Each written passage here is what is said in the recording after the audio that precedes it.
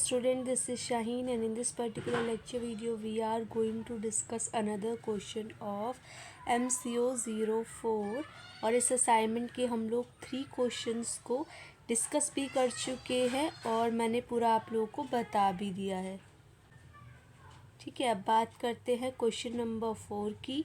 तो 4 के अंदर बोल रखा है आप 1956 की जो पॉलिसी आई थी इंडस्ट्रियल पॉलिसी रिजोल्यूशन, उसकी कुछ फीचर्स को बताओ। और क्योंकि हमने इस पॉलिसी में कुछ उद्देश्य डिसाइड किए होंगे, उन उद्देश्य में से, उन ऑब्जेक्टिव में से कौन कौन से ऑब्जेक्टिव्स हम फुलफ़िल कर पाए उनके बारे में बताओ। ठीक है, क्वेश्चन क्लियर है ना। अब बात करते हैं एक नए क्वेश्चन की, जिसके अंदर हम लोग इस आंसर को डिस्कस करेंगे। मेन फीचर्स क्या है इंडस्ट्रियल पॉलिसी रिजोल्यूशन 1956 के।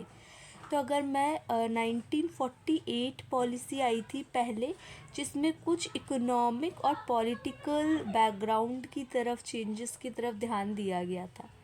फिर 5 ईयर, आपको पता है फर्स्ट 5 ईयर प्लान आए थे, जिसमें हमने एग्रीकल्चर के ऊपर फोकस किया था, इकोनॉमिक डेवलपमेंट के ऊपर फोकस किया था। सेकंड जो 5 ईयर प्लान थे उसमें हमने इंडस्ट्रियल जो कैपिटल गुड्स होते हैं उनको बढ़ाने के ऊपर बात करी थी।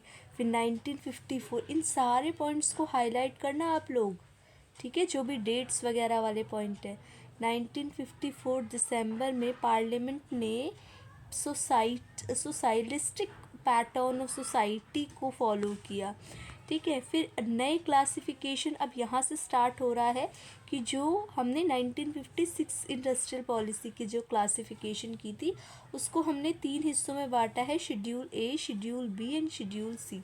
शेड्यूल ए कहाँ से कहाँ तक है? इसमें 17th इंडस्ट्रीज़ आती है जो कि इस्टेब्लिशमेंट इन प्राइवेट सेक्टर उनको अप्रूव्ड मिलेगी, only be the state. Next one है शेड्यूल बी। शेड्यूल बी के अंदर कितनी इंडस्ट्री थी? 12 इंडस्ट्री थी, जिसके अंदर हम लोगों ने प्रॉपरली फोकस किया on state owned but private enterprise. और शेड्यूल सी के अंदर जो बाकी बची हुई इंडस्ट्री थी वो तो 17, 12 और बाकी जो बची हुई थी। वाइल द इंडस्ट्रियल पॉलिसी 1956, उन्होंने प्रॉपर फोकस किया पब्लिक सेक्टर को। पॉलिसी ये कहते हैं, जब इंडस्ट्रियल पॉलिसी 1956 आई तो उन्होंने मेजरली जो इम्पोर्टेंस दी वो प्राइवेट सेक्टर को भी इम्पोर्टेंस दी। ठीक है, जो पावर है, ट्रांसपोर्ट है, वो प्राइवेट सेक्टर की हेल्प से अगर हम करते हैं तो वो ज़्यादा क्या रहेगा, बेनिफिशियल रहेगा। नेक्स्ट वन इज़ उसको बढ़ाने की, स्मॉल स्केल इंडस्ट्रीज़ की बात करी यहाँ पे। फिर इन्होंने बात करी बैलेंस इंडस्ट्रियल ग्रोथ, अलग अलग जो रीजन है उसके अंदर अगर हम बैलेंस बनाना चाहते हैं और हमें सबको साथ लेके चलना होगा, बैकवर्ड एरियाज़ को। Role of foreign capital, foreign capital का भी रोल यहाँ पे देखा गया, जहाँ पे बैलेंस ऑफ पेमेंट वगैरह की बात थी। Development of managerial and technical cadres, इसका क्या मतलब था कि हमें एक बहुत ज़्यादा डिमांड बनाने के लिए अपनी टेक्निक्स को भी इम्प्रूवन करना पड़ेगा और लेबर को हमें इंसेंटिव्स देना पड़ेगा, उनको प्रोग्रेसिवली उनके काम को इनिशिएटिव करना पड़ेगा, इंसेंटिव्स देना पड़ेगा, क्योंकि वो बहुत ज़्यादा एफ़र्ट्स डालते हैं हमारी ऑर्गेनाइजेशन के लिए। तो इसके अंदर हम लोगों ने इंडस्ट्रियल पॉलिसी के बारे में बहुत ज़्यादा अच्छे से डिटेल में डिस्कस किया है। और अब रह गया इसका how far the objective. Wait करोगे इसके लिए, हाउ फार द ऑब्जेक्टिव्स। हाँ, सो बेसिकली हम लोगों ने ये पॉइंट्स तो डिस्कस कर लिए हैं। ठीक है, अब हम डिस्कस करेंगे अचीवमेंट, क्या क्या जो ऑब्जेक्टिव्स थे वो ऑब्जेक्टिव्स हम अचीव कौन से कर पाए। तो इन 1956 successful achieving of its objective, कुछ ऑब्जेक्टिव्स अचीव हो भी पाए थे, कुछ नहीं भी। जो नहीं हो पाए थे उनकी बात नहीं करनी, हमें बात करनी है जो ऑब्जेक्टिव्स हम अचीव कर पाए थे, जैसे कि पब्लिक सेक्टर का ग्रोथ। ठीक है, ग्रोथ ऑफ पब्लिक सेक्टर, जहाँ पे पब्लिक सेक्टर को इंफ्रास्ट्रक्चर, हैवी इंडस्ट्री और डिफेंस के लिए तैयार किया गया था।